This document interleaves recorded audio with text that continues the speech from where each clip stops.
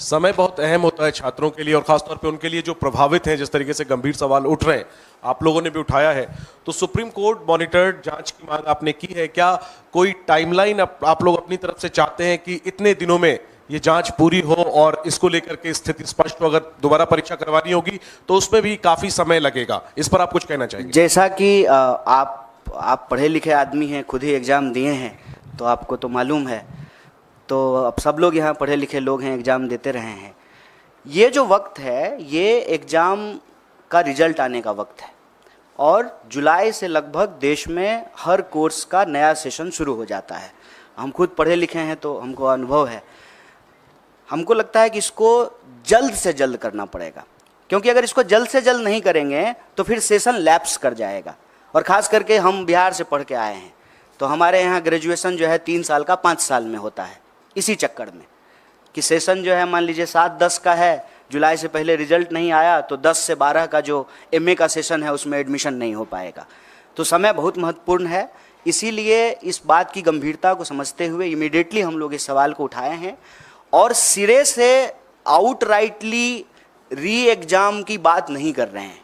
हम भी उस वक्त की नज़ाकत को समझते हुए ही यह बात कह रहे हैं, लेकिन जो लोगों की शिकायत है उसको इमीडिएटली जो है उसको एड्रेस किया जाए।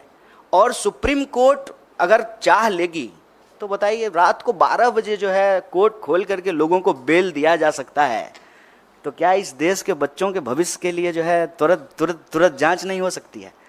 इसके लिए तो बस इच्छा शक्ति की ज़रूरत है और प्रायोरिटी की ज़रूरत है। अब प्रायोरिटी डेमोक्रेसी की अगर सिर्फ यही है कि जो है कौन किधर आया, कौन किधर गया, कौन किसको समर्थन दिया, कौन किसको समर्थन नहीं दिया, अगर यही शोरगुल चलता रहेगा, और मैं इसीलिए टाइमिंग पे सवाल उठा रहा हूँ कि जानबूझ करके 14 का रिजल्ट 4 को निकाला गया है। पता है कि 4 को जो है देश में इतना बड़ा चुनाव हुआ है, पूरा देश जो है उस डिस्कशन में बिजी हो जाएगा। 4 तो छोड़िए, देश तो 1 तारीख से ही बिजी हो गया था। एग्जिट पोल पे ही जो है डांस ऑफ डेमोक्रेसी हो रहा था। तो अभी भी जो है वही चल रहा है, तो हेडलाइन में इसको जो है प्राथमिकता मिलेगी नहीं। लेकिन हम कहते हैं कि डेमोक्रेसी तो लोगों से ही बनता है ना, और हम सबका, आपका, हमारा, सबका भविष्य तो हमारे बच्चों से है। अगर हमारे बच्चे परीक्षा के दबाव में आकर के, जिसमें उनकी कोई गलती नहीं है, आत्महत्या कर रहे हैं, इससे दर्दनाक बात क्या हो सकता है? और इससे ज़्यादा ज़रूरी बात भी कुछ नहीं हो सकता है। इस पर जो है तुरंत कार्रवाई करनी पड़ेगी, क्योंकि सेशन शुरू होने वाला है। तो ये सारी प्रक्रिया जो है तुरंत शुरू करना पड़ेगा।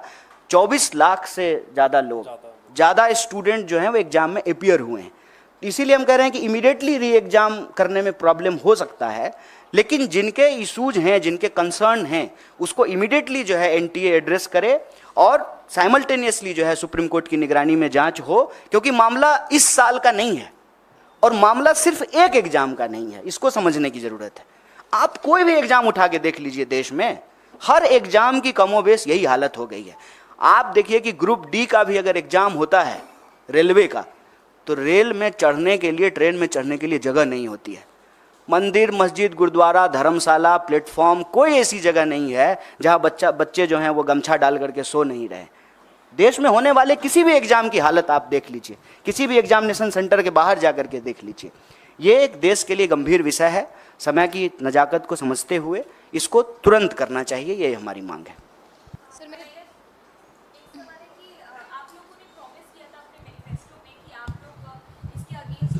एक्शन लेंगे, लॉ भी बनाया जाएगा, लेकिन क्योंकि अब इंडिया ब्लॉक की सरकार नहीं आएगी है, तो क्या आप लोग किस तरीके से एनडीए पर इस बात का दबाव डालेंगे? क्या आप सड़कों पर जाएंगे या फिर कोर्ट में आप लोगों की तरफ से भी इसकी कोई अपील की जाएगी?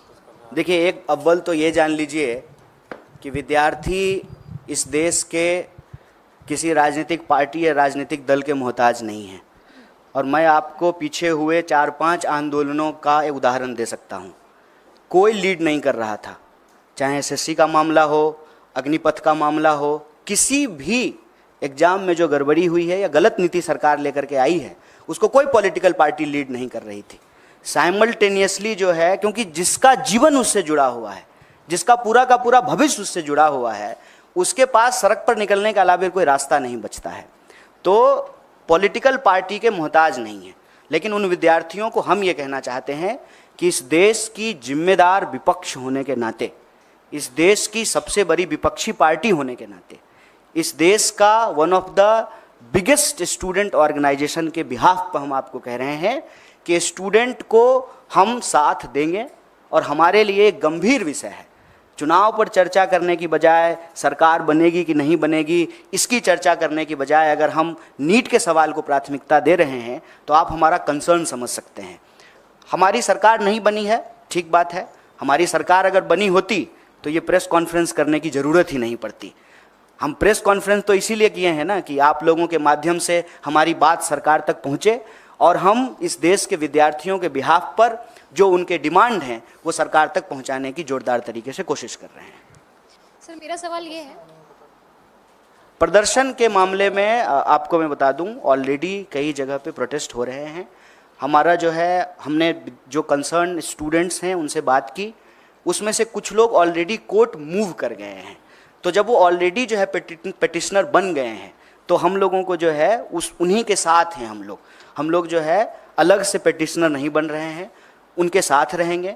और दूसरा ये कि हम तुरंत जो है एनटीए के साथ जो है एक डेलीगेशन भी मिलेगा और जो विद्यार्थी आंदोलन कर रहे हैं उनके साथ हम पूरी तरह से खड़े हैं और हमारा पूरा नैतिक समर्थन है। सर लगातार जिस तरीके से नीट के एग्जाम में हम देख रहे हैं गड़बड़ी हुई है, इसमें बहुत सारे ऐसे बच्चे हैं जिनके पास टाइमिंग का इशू रहा होगा, जो एग्जाम के लिए अपीयर किए होंगे, काफ़ी सालों से भी कर रहे होंगे, तो उनकी भी कुछ मांगे होंगी, उसके लिए आप क्या कुछ कहना चाहेंगे? देखिए, वैसे आप अगर इस देश में परीक्षा संबंधित किसी धांधली या गड़बड़ी को देखेंगे तो कंसर्न समूह बन जाते हैं, क्योंकि हम लोग तो एक एग्ज़ाम की बात करते हैं, लेकिन जब रियल ग्राउंड पे जा कर के अपीयर होने वाले स्टूडेंट को देखेंगे, ग्रुप और क्राइटेरिया को देखेंगे, तो अलग अलग तरह की जो है वस्तु स्थिति उत्पन्न हो जाती है। मान लीजिए जिनका लास्ट अटेम्प्ट है या जिनका एज का बात है, तो उनका रहता है कि हम री एग्ज़ाम कराएं। हम इसको लेकर के अपनी तरफ से कोई बात नहीं कह रहे हैं, जो विद्यार्थियों की तरफ से मांग आ रही है उसी को रीइटरेट कर रहे हैं। पहला, इमीडिएटली जो है रिड्रेसल हो, जो भी इशूज आ रहे हैं उसको। दूसरा, इसकी जो है एक निष्पक्ष जांच हो। और तीसरा कि अगर ये पाया जाता है कि इसमें गड़बड़ी हो तो री एग्ज़ाम हो। इसके 3 स्टेप्स जो है हम लोग ले रहे हैं। और वो जो इशूज हैं आपके, उसको संबंध में भी आपको बता दें कि एक बार अगर सरकार बात को मानने के लिए तैयार होती है तो एज क्राइटेरिया को भी रिलैक्सेशन दिया जाता है और अटेम्प्ट का भी जो है रिलैक्सेशन दिया जाता है। मैं आपके सामने यूपीएससी का ही एग्जाम्पल देता हूँ। जब सीसेट लागू किया गया था उस वक्त कांग्रेस पार्टी की ही सरकार थी, उसकी वजह से जो है ये प्रॉब्लम क्रिएट हुआ था और फिर सरकार ने जो है अटेम्प्ट का और एज का रिलैक्सेशन दिया था। सरकार ही तो हर नियम कानून बनाती है ना। सरकार अगर कंसर्न है विद्यार्थियों के भविष्य को लेकर के तो वो जो है अटेम्प्ट का भी रिलैक्सेशन दे सकती है, एज का भी रिलैक्सेशन दे सकती है। कन्हैया जी, टीडीपी ने कहा है कि मुस्लिम आरक्षण जारी रहेगा। चुनाव में आपने देखा होगा कि इसको अभी किस तरीके से नीट पे बात कर लेते हैं। हालांकि ये सवाल जो है ना प्रधानमंत्री जी से पूछना चाहिए कि जो अपने भाषणों में सबसे ज़्यादा इस बात को बोले हैं और उससे ठीक कॉन्ट्राडिक्टरी बात करने वाली पार्टियां उनके साथ है। सिर्फ टीडीपी की बात नहीं है, जेडीयू भी है, वही पोजीशन है, टीडीपी भी है, जेडीएस भी है। इनफैक्ट आपको मालूम है कि कर्नाटक में जो है जेडीएस ने ही सबसे पहले इसकी शुरुआत की थी।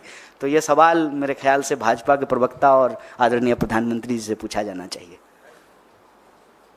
और कोई सवाल? बहुत बहुत धन्यवाद आप सबका।